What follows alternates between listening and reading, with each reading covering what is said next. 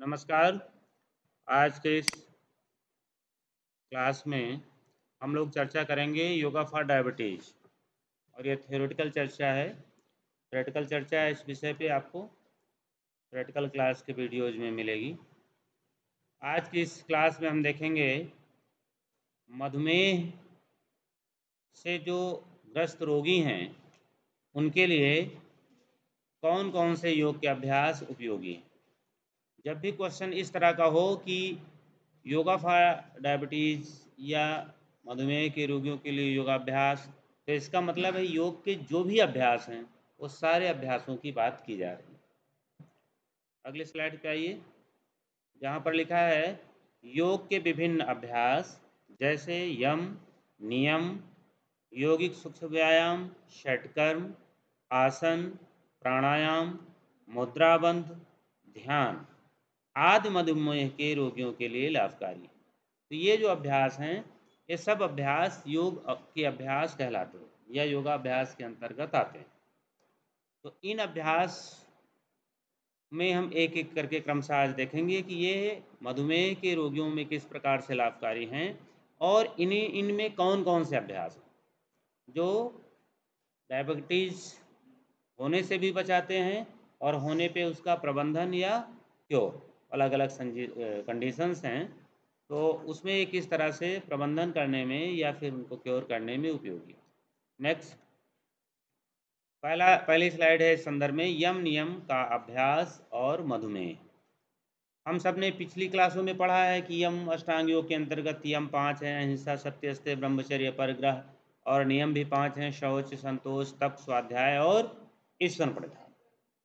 अभी पिछला एग्जाम हुआ तो इसमें से क्वेश्चन जो ट्रू एंड फॉल्स वाले थे, सत्य और असत्य वाले, उसमें कई पूछे गए थे कि ऐसे पूछ लिया गया अहिंसा यम के अंतर्गत आता है तो ये फिर सत्य हो जाएगा, नियम के अंतर्गत आता है ऐसे पूछ लिया जाएगा तो क्या हो गया, ये असत्य हो गया।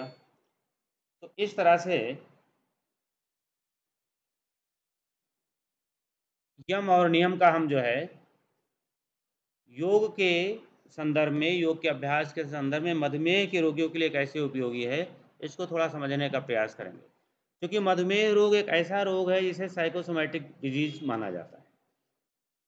इस पे जो पाया जाता है कि जब किसी भी तरह का तनाव या दबाव, मानसिक दबाव लंबे समय तक चलता है। इस संदर्भ में कुछ किताबें जो पब्लिश हुई हैं, उसमें से मैं एक किताब को कोट कर रहा हूँ, योगा फॉर डायबिटीज़ ये बुक है, और यह किताब योगा फॉर डायबिटीज़ ये यश व्यासा से प्रकाशित है। तो यश व्यासा से प्रकाशित इस पुस्तक में ये बताया गया है किसी भी तरह का मानसिक दबाव या तनाव कम से कम 5-6 महीने तक जब लगातार बना रहता है, तब जा कर के मधुमेह रोग में वो कन्वर्ट होता है। उसका जो मानसिक दबाव है या तनाव है, उससे हाइपोथैलेमस, फिर हाइपोथैलेमस से पिट्यूटरी ग्लैंड, उससे फिर पैंक्रियाज, और पैंक्रियाज से फिर इंसुलिन का स्रावण प्रभावित होना, और फिर ये एक प्रक्रिया चल कर के फिर वो इंसुलिन पे डिपेंड हो जाता है। इतनी इंसुलिन नहीं स्रावित होती है कि उसका काम चल सके। तो ये इस तरह से पूरी प्रक्रिया है। अब इसमें जो यम नियम हैं, वो इस तरह से भूमिका अदा करते हैं कि अहिंसा, सत्य, अस्तेय, ब्रह्मचर्य, अपरिग्रह, इनमें सबके अलग-अलग रोल्स हैं, अलग-अलग भूमिकाएँ हैं, जिनका अनुपालन न करने से हमें तनाव होता है। उदाहरण के लिए आप अहिंसा को देख लें या सत्य को देख लें, तो आप देखिए जब भी कभी हम सत्य का आचरण नहीं करते हैं, झूठ बोलते हैं, किसी भी तरह का झूठ, तो तुरंत उसका हमारे शरीर पे प्रभाव पड़ता है। वैसा सोचने से एंडोक्राइन सिस्टम के माध्यम से, जिसका हम अभी लास्ट वाली स्लाइड में चर्चा करेंगे, जहाँ ध्यान की चर्चा करेंगे। अभी इतना है कि योग के अनुसार अगर देखें तो चाहे डायबिटीज़ हो, चाहे अन्य ढेर सारी वो बीमारियाँ जो मानसिक दबाव के बाद शारीरिक रोग में परिवर्तित होती हैं, उनके प्रबंधन में यम नियम की बड़ी भूमिका है। यम नियम की अवहेलना से ही इस प्रकार के रोग उत्पन्न होते हैं। अगली स्लाइड। तो इसलिए अगर हम मधुमेह के प्रबंधन की बात करें, तो जब तक स्ट्रेस तनाव का प्रबंधन नहीं होगा, और अगर स्ट्रेस तनाव अहिंसा, सत्य, अस्तेय, ब्रह्मचर्य इनके अनुपालन न करने से हुआ है, तो फिर वो और किसी से उसका प्रबंधन होगा नहीं। आप कुछ भी प्राणायाम करें, कुछ भी आसन करें, कोई विशेष कारगर नहीं होगा। तो इसका जो रूट काज है वो क्या है, वो यम और नियम का पालन न करना है। ठीक है, अब इसके बाद षटकर्म का देखेंगे। षटकर्म में धौती, वस्ती, नेति, नवली, त्राटक, कपालभाति, ये आपने 6 कर्म देखे हैं। इन 6 कर्मों से शोधन क्रियाएं की जाती हैं। इन शोधन में कुछ जो है वो शरीर की शुद्धि करती हैं और कुछ मन की शुद्धि करते हैं। जैसे धौती स्टमक, ओसोफेगस, माउथ, इनका शुद्धि करता है। वस्ती बड़ी आंत, एनस, रेक्टम, ये जो हिस्सा है लास्ट पार्ट डाइजेस्टिव सिस्टम का, उसकी शुद्धि होती है। नेति से नासिका मार्ग की शुद्धि होती है। और नवली से छोटी बड़ी आंतें, पैंक्रियाज, स्प्लीन, ठीक है ना, और लीवर, इन सब में मूवमेंट होता है। और वहाँ से स्रावित होने वाले एंजाइम्स प्रचुर मात्रा में सेक्रेट होते हैं। त्राटक से क्या होता है, त्राटक और कपालभाति से मस्तिष्क की शुद्धि होती है, विचारों की शुद्धि होती है। तो ये जो शोधन क्रियाएं हैं ये भी मधुमेह रोग में प्रभावशाली हैं, लाभकारी हैं। इनमें से सबके लाभ अलग अलग हैं, अलग अलग दृष्टिकोण से हैं। जैसे मानसिक तनाव की दशा में या मानसिक दबाव की दशा में त्राटक और कपालभाति ज़्यादा उपयोगी, जबकि पैंक्रियाज को स्टिमुलेट करने में नवली क्रिया ज़्यादा उपयोगी है और कपालभाति भी, क्योंकि पैंक्रियाज जितने भी उदर मूवमेंट की क्रियाएं हैं, चाहे वहाँ मूवमेंट हो रहा हो चाहे दबाव हो रहा हो, उन क्रियाओं से पैंक्रियाज स्टिमुलेट होगा। तो उसमें कपालभाति से भी पेट का प्रॉपर मूवमेंट होता है और नवली से भी होता है, और धौती से भी पाचन तंत्र और पैंक्रियाज प्रभावित होता है। धौती के तमाम प्रकार, चाहे जल धौती हो, पानी पी के उलटना जिसको कुंजल भी कहते हैं, या वस्त्र धौती हो, तो इन सारी, इसके अलावा और भी कुछ धौती के प्रकार हैं जिसमें फ्रॉम माउथ टू एनस की शुद्धि होती है। तो ये सारी क्रियाएं जो है वो डायबिटीज़ के लिए उपयोगी होती है।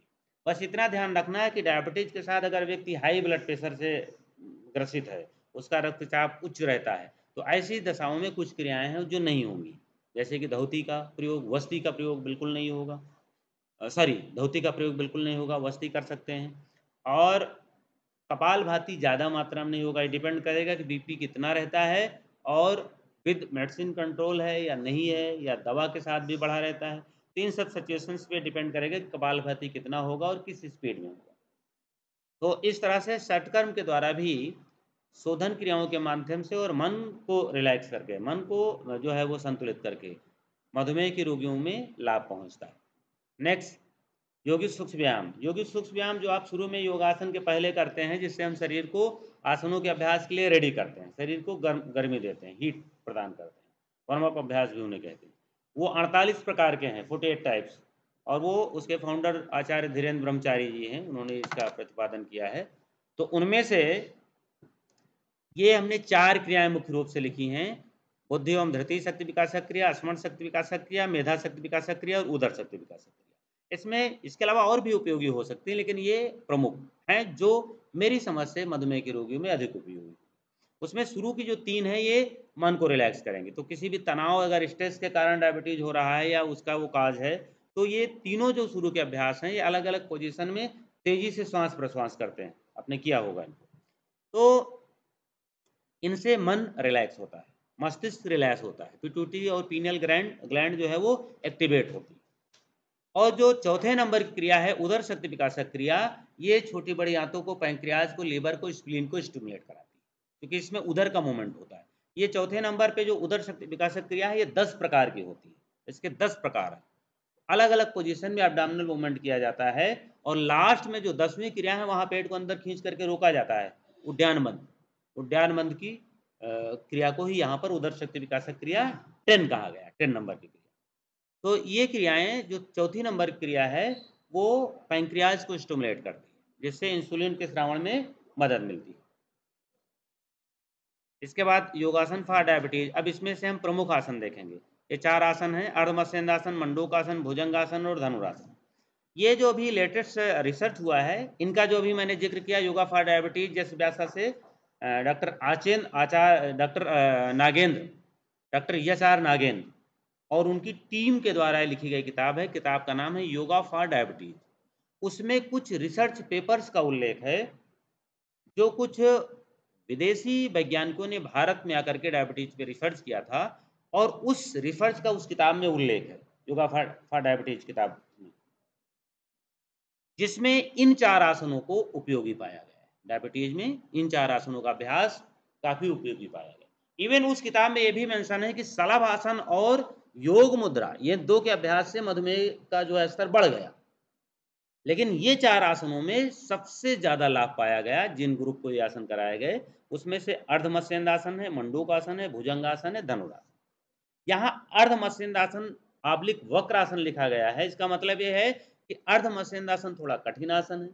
तो अगर किन्हीं को करने में दिक्कत हो तो शुरू में वक्रासन करें, ये थोड़ा सरल है और एक ही नेचर है दोनों का। कुछ दिन के अभ्यास से वक्रासन जब बहुत ईजी वे में होने लगेगा तो अर्धमत्स्येंद्रासन की प्रैक्टिस करें, फिर धीरे-धीरे वो भी हो जाएगा। तो इस तरह से है। अभी जो मैंने वीडियो की चर्चा की है, जिसको आप ज्ञान संचय से जाके देख लीजिए, योगा सेकंड वाले में अपलोड है, उसमें इन्हीं 4 आसनों का अभ्यास करके दिखाया गया है और उसका नाम है योगासन फॉर डायबिटीज। अगला देखेंगे मधुमेह के रोगियों के लिए प्राणायाम। प्राणायाम में अनुलोम विलोम, भस्त्रिका, उज्जयी और भ्रामरी। इसके अलावा अन्य कोई प्राणायाम भी कर सकते हैं, ऐसा नहीं कि कोई उसमें नुकसान करेंगे, लेकिन ये चारों प्राणायाम प्रमुख रूप से उपयोगी हैं। खासकर अनुलोम विलोम प्राणायाम तब और ज़्यादा उपयोगी हो जाएगा, अनुलोम विलोम, उज्जयी और भ्रामरी, जब मधुमेह के साथ व्यक्ति हाई ब्लड प्रेशर से भी सफ़र कर रहा है, दोनों का कॉम्बिनेशन। ऐसी दशा में भस्त्रिका प्राणायाम उसको न कराएं। अगर मधुमेह के साथ व्यक्ति को हाई ब्लड प्रेशर भी है तो उसे भस्त्रिका प्राणायाम न कराएं, बाकी ये तीनों प्राणायाम कराया जा सकता है। लेकिन अगर व्यक्ति को हाई ब्लड प्रेशर नहीं तो चारों प्राणायाम करें। और अगर उसको तनाव, डिप्रेशन जैसी स्थिति है और हाई ब्लड प्रेशर नहीं तो भस्त्रिका को विशेष फोकस करें। भस्त्रिका से डिप्रेशन और स्ट्रेस में बहुत अच्छा रिजल्ट है। लेकिन हाई ब्लड प्रेशर में इसको नहीं कराना चाहिए, या टीचर की देख रेख में थोड़ा स्पीड मॉडिफाई करके बीपी कंट्रोल में है तो कराया जा सकता है, लेकिन ये सामान्यतः अवॉइड करना चाहिए उच्च रक्तचाप की दशा में। बाकी ये तीनों प्राणायाम कराए जा सकते हैं, इसके लिए और कोई दिक्कत नहीं है। और हाई ब्लड प्रेशर की दशा में चंद्रभिद्य प्राणायाम हमने जो आपको बताया था, जिसमें लेफ्ट से इनहेल और राइट से एक्सहेल कंटिन्यूअस करते हैं, उसमें हर बार लेफ्ट से ही इनहेल होगा और हर बार राइट से ही एक्सहेल होगा। तो इससे क्या होगा, जब चंद्र नाड़ी हरदम इनहेल के लिए, पूरक के लिए इस्तेमाल की जाएगी, तो पैरासिम्पैथेटिक कौन सा नर्व सिस्टम एक्टिवेट होगा, बोलिए, पैरासिम्पैथेटिक।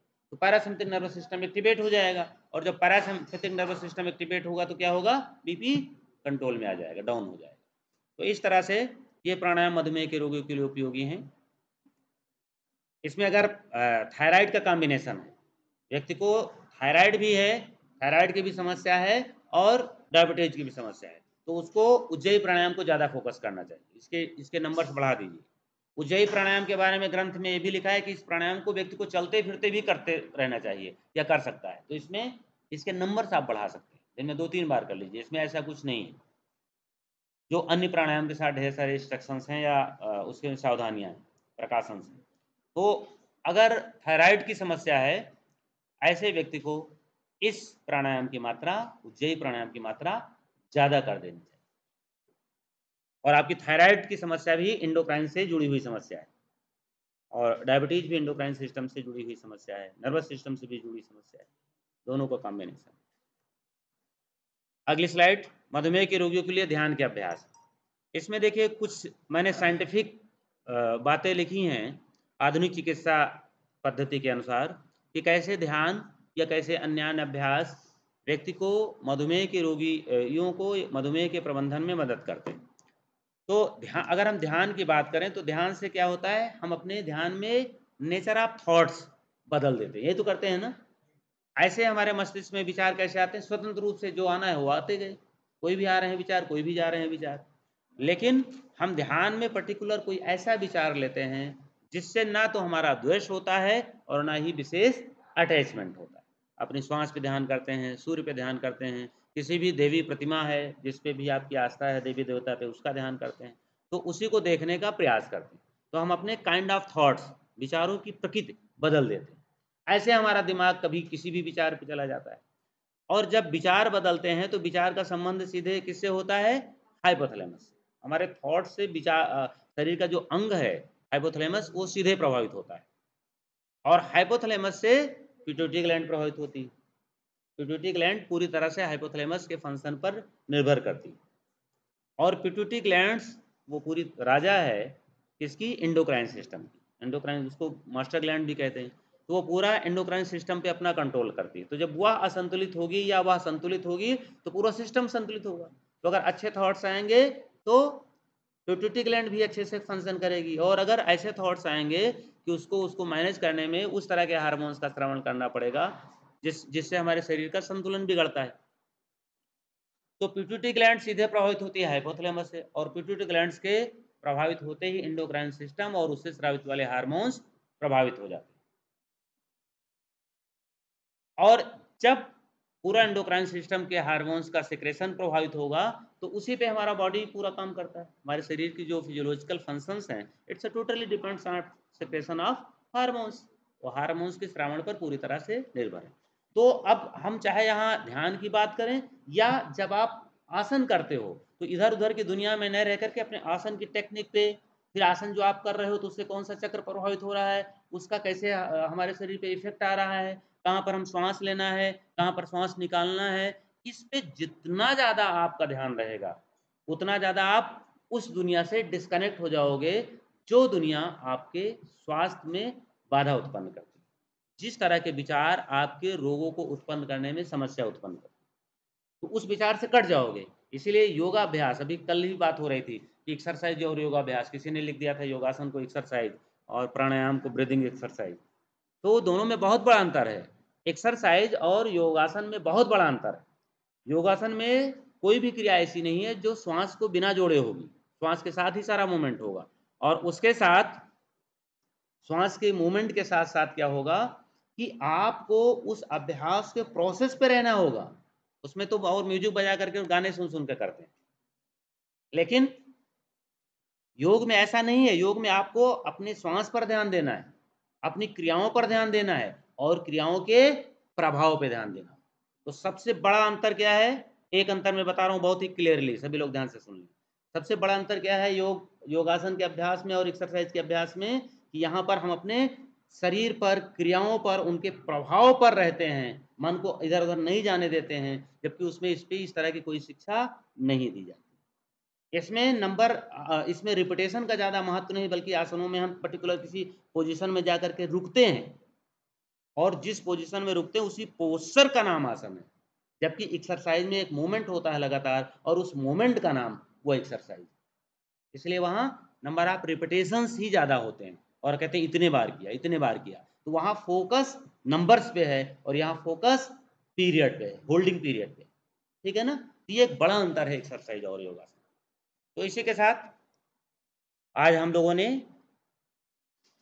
योगा फॉर डायबिटीज़ के अंतर्गत कई तरीके से इसको समझने का प्रयास किया, कि जब अगर प्रश्न ऐसे पूछा जाए कि षटकर्म कौन से षटकर्म फॉर डायबिटीज़, तो किस तरह से उत्तर होगा, प्राणायाम फॉर डायबिटीज़, योगासन फॉर डायबिटीज़।